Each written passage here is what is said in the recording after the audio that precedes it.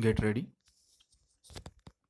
The University Commission has suggested the establishment of rural universities. We have also before us the plan for education proposed by several educationists. My feeling is that our educational system would serve its true purpose only if it is integrated with the whole life of the Indian people instead of being merely related to the administrative system as it has been so far. Integration implies, in the first instance, that such subjects should be taught in our universities as would directly promote the economic development of our country. Everybody knows that agriculture is the basis of our economic structure.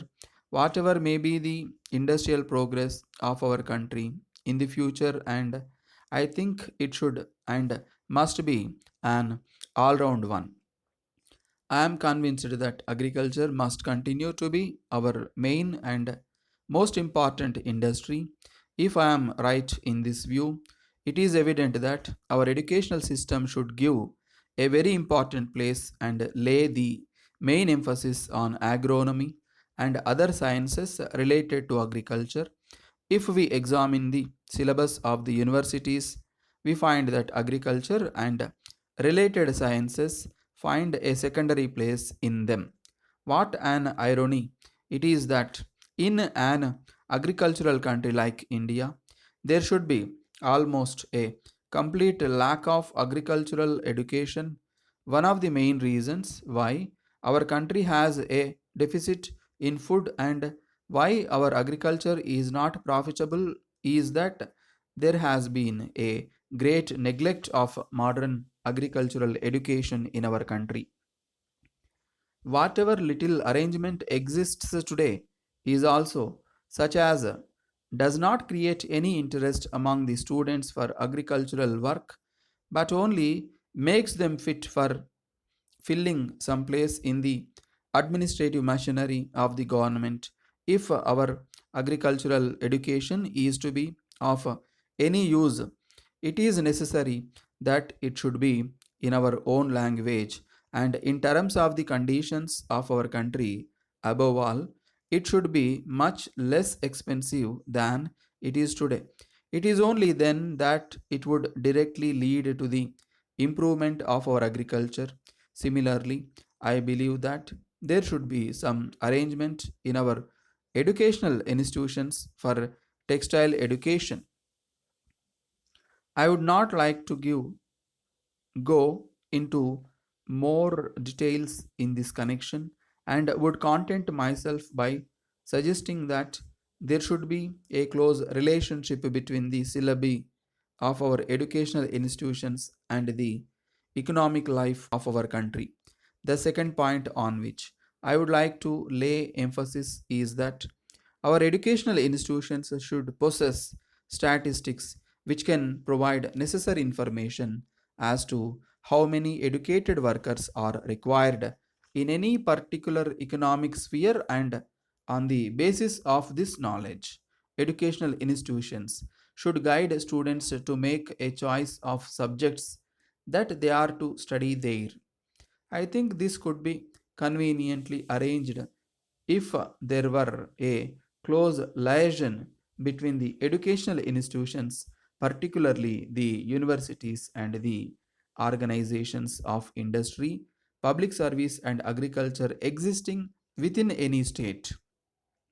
I believe that if students could get such guidance in their educational institutions, much of the time and energy that they have now to waste uselessly would be utilized to good purpose.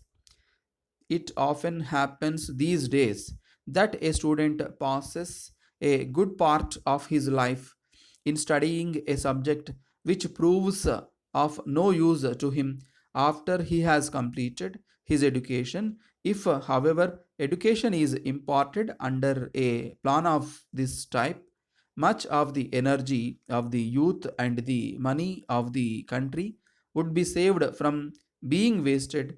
It is your paramount duty to keep it every alight and to go on marching ahead from the principal secretary to government, general administration department, government of Andhra Pradesh to the district collectors.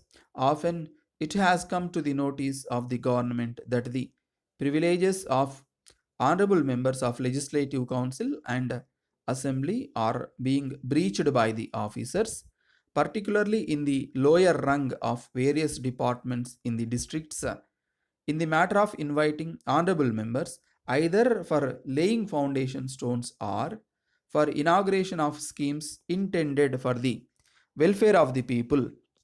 As a matter of fact, some schemes are started and completed with the funds allocated by honorable members under their Assembly Constituency Development Fund. It is needless to mention in this context that people's representatives' role in the development of state is a paramount, and as such we have to take their suggestions or advice into consideration while formulating schemes for the benefit of the people, and likewise they must also be responded in all aspects.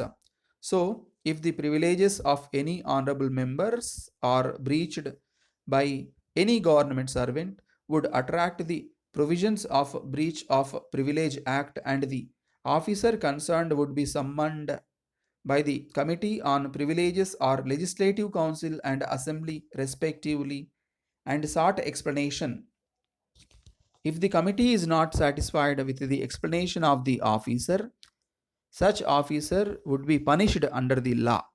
Therefore, all the district collectors are once again informed that the privileges of public representatives should not be breached.